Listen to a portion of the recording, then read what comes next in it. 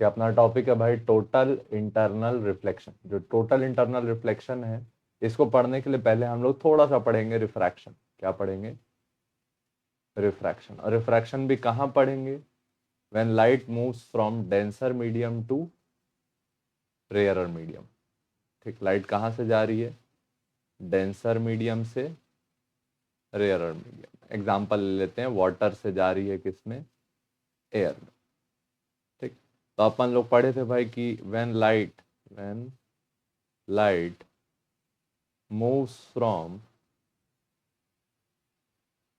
denser to rarer medium, it bends away from normal। ठीक, जब light dense से rare medium में move करती है तो वो किधर से हटती है? नॉर्मल से दूर हटती है। ठीक है, तो ये मान लो अपनी इंसिडेंट रे। इंसिडेंट रे का एंगल कितना बना? इंसिडेंट रे का एंगल बना आई। कितना बना एंगल? आई। तो अब अपन बोले हैं कि जब लाइट डेंसर से रेयरर मीडियम की तरफ जाएगी, तो जाना था स्ट्रेट पाथ में, लेकिन इधर जाती तो टूवर्ड्स नॉर्मल और इधर जाती तो अवे फ्रॉम नॉर्मल। तो अपन जानते हैं कि जब भी लाइट डेंसर से रेयरर मीडियम में जाएगी तो वो नॉर्मल से क्या घूमेगी? दूर। तो यहाँ पे देखो ये आ गया आर, और यहाँ पे ऑब्जर्व कर पा रहे होगी कि आर का वैल्यू आई की तुलना में क्या है? ज्यादा बड़ा है। ठीक, तो अब हम इस प्रॉपर्टी का यूज किए और क्या किए? थोड़ा सा और एंगल बढ़ाए। ठीक, एंगल ऑफ इंसिडेंस को अगर आप थोड़ा और बढ़ाएंगे तो क्या होगा देखते हैं। ये हो गया एंगल ऑफ इंसिडेंट। अब लाइट इतने एंगल पे आके गिरी, लाइट कितने एंगल पे आई। लाइट को जाना कैसे चाहिए था? बिल्कुल स्ट्रेट, लेकिन लाइट घूमेगी किधर? नॉर्मल से दूर। लाइट नॉर्मल से दूर हटी, ये लाइट नॉर्मल से दूर हट गई तो आर का वैल्यू और बड़ा हो गया। तो आपने देखा जैसे मैंने आई का वैल्यू बढ़ाया वैसे ही आर का वैल्यू और बड़ा हो गया। तो अगर इस एंगल को थोड़ा थोड़ा और बढ़ दिया जाए वो अगर इस एंगल को थोड़ा और बड़ा कर दिया जाए तो ये जो एंगल ऑफ रिफ्रैक्शन है थोड़ा और बड़ा होगा। ठीक, तो ये जो थोड़ा और बड़ा होगा तो एंगल यहाँ पे कितना पहुंच जाएगा? 90 डिग्री। देखते हैं ना, केस नंबर 2 केस डिस्कस कर लिए। अब अपना केस नंबर 3। केस नंबर 3 में आई का वैल्यू और थोड़ा बड़ा है। आई का वैल्यू थोड़ा और बढ़ा है।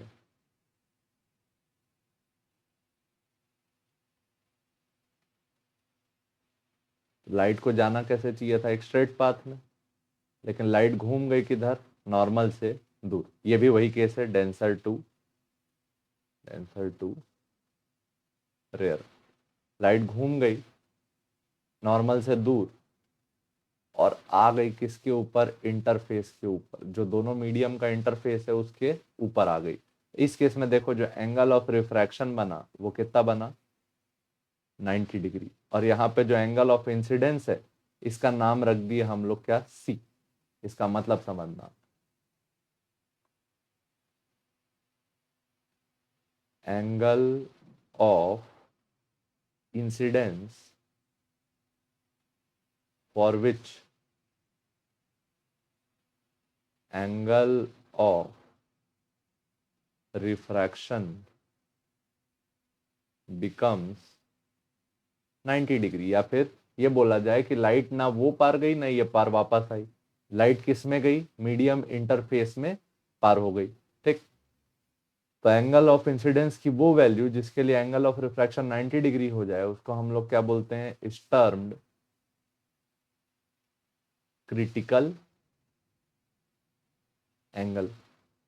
ठीक, या फिर इसको बोल सकते हैं angle of incidence. Angle of incidence for no emergence. वो एंगल ऑफ इंसिडेंस जिसके लाइट बाहर ना आए उसको क्या बोलते हैं? Critical angle. ठीक, अब यहाँ पे इसकी थोड़ी सी मैथ्स कर लेते हैं, उसके बाद अपन चौथे केस में जाएंगे जिसमें फाइनली टोटल इंटरनल रिफ्लेक्शन होगा। ये लिमिटिंग केस है किसका? टोटल इंटरनल रिफ्लेक्शन का।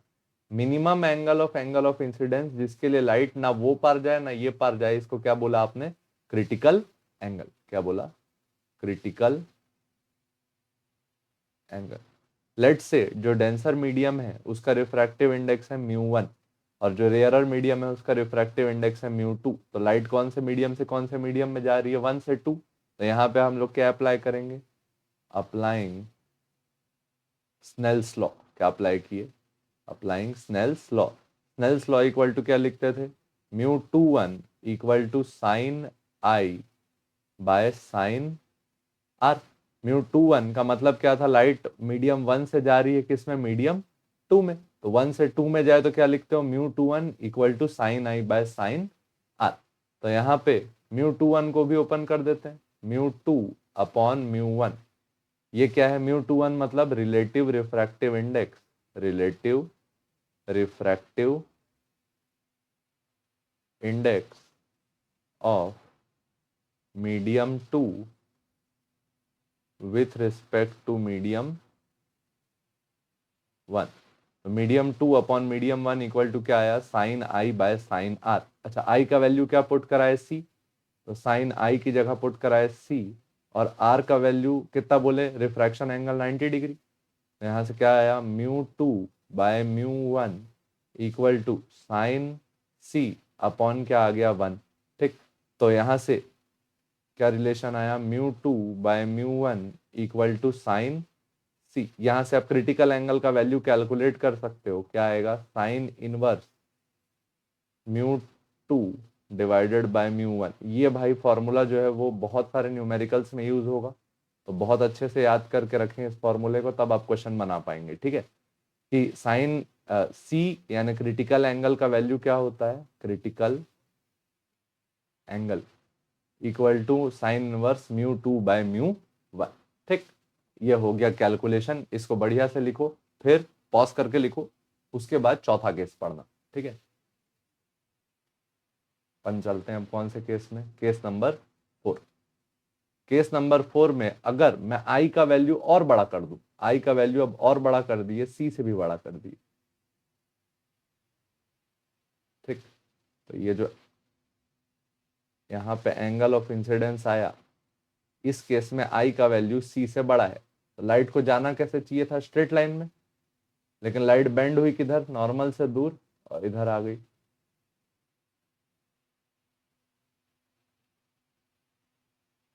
तो यहाँ पे क्या हुआ? रिफ्रैक्शन यानी कि लाइट के एक मीडियम से दूसरे मीडियम में जाने की जगह लाइट कौन से मीडियम में वापस आ गई? जिस मीडियम से आई थी। तो इस घटना को आप क्या बोलते हो? Total internal reflection. क्या बोलते हो? Total internal reflection. ठीक, तो यहाँ पे नोट लिखेंगे, note, when light is moving from denser to rarer medium at angle greater than critical angle। जब लाइट क्रिटिकल एंगल से ज्यादा एंगल पे इंसिडेंट हो, कौन से इंटरफेस पे? डेंसर टू रेयरर इंटरफेस में, then it undergoes, it का मतलब light undergoes reflection instead of refraction at boundary। जो बाउंड्री है दोनों मीडियम का, वहां पे रिफ्रैक्शन की जगह क्या होगा? वहां पे रिफ्लेक्शन, अगर एंगल ऑफ इंसिडेंस का वैल्यू क्रिटिकल एंगल से क्या हो? ज्यादा। ठीक, और क्रिटिकल एंगल का वैल्यू आप निकालना सीख लिए। जैसे कि एक एग्जांपल ले लेते हैं, मान लीजिए आपको बताया गया कि क्रिटिकल एंगल 45 डिग्री है, तो टोटल 3 केसेस पॉसिबल है। कितने केसेस पॉसिबल है? 3। अगर हम लाइट को 30 डिग्री पे इंसिडेंट कराएं तो लाइट पार हो जाएगी। ठीक, पार हो जाएगी, दूसरे मीडियम में चले जाएगी। अगर आप एग्जैक्टली लाइट को 45 डिग्री पे गिराओ, ठीक है, तो लाइट बाउंड्री में ट्रेवल करेगी और वहां पे कौन सा केस होगा? क्रिटिकल एंगल वाला, ना उस साइड जाएगी ना इस साइड आएगी। लेकिन मान लो आप लाइट को गिराए 60 डिग्री पे, जो कि 45 से ज्यादा है, तो लाइट उस पर नहीं जाएगी, लाइट सेम मीडियम में क्या आ जाएगी, वापस। और इस फिनोमिना को हम लोग क्या बोलते हैं, टोटल इंटरनल रिफ्लेक्शन। ठीक, आई होप समझ में आया होगा। इसका एग्जाम्पल को मैं लिख देता हूं एक बार। ये हो गया सरफेस, इसके लिए बताया गया है आपको क्रिटिकल एंगल कितना है, 45 डिग्री। तो 3 केसेस पॉसिबल है। आपने लाइट को गिराया कितने एंगल पे, आई इक्वल टू 30 डिग्री। तो लाइट यहां क्या हो जाएगी, पार हो जाएगी, और यहां कुछ एंगल ऑफ रिफ्रैक्शन बन जाएगा। ठीक, लाइट को आपने गिराया एग्जैक्ट 45 डिग्री पे, रफली बोल रहे हैं, यहाँ आई इक्वल टू कितना डिग्री, 45 डिग्री।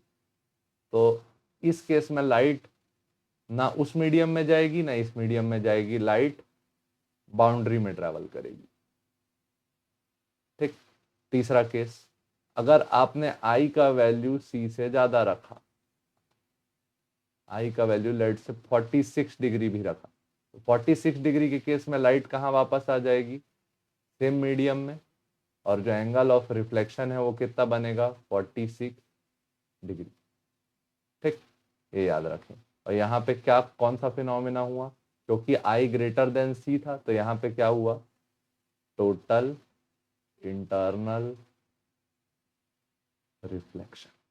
ठीक, मैजिक, इट्स मैजिक। ठीक, तो आई होप समझ में आया होगा सिस्टम कैसा है। और क्रिटिकल एंगल का फॉर्मूला आपने याद किया, C equal to sine inverse mu 2 upon mu 1। Mu 2 कौन सा मीडियम है, रेयरर, और म्यू 1 कौन सा मीडियम है, डेंसर।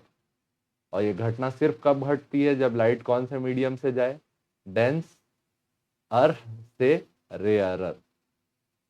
ठीक, ये जब होगा तब यहाँ पे सी का वैल्यू आएगा। ठीक, होपफुली समझ में आया होगा। अगर समझ में आया होगा तो धन्यवाद देखने के लिए। जय हिंद, जय भारत।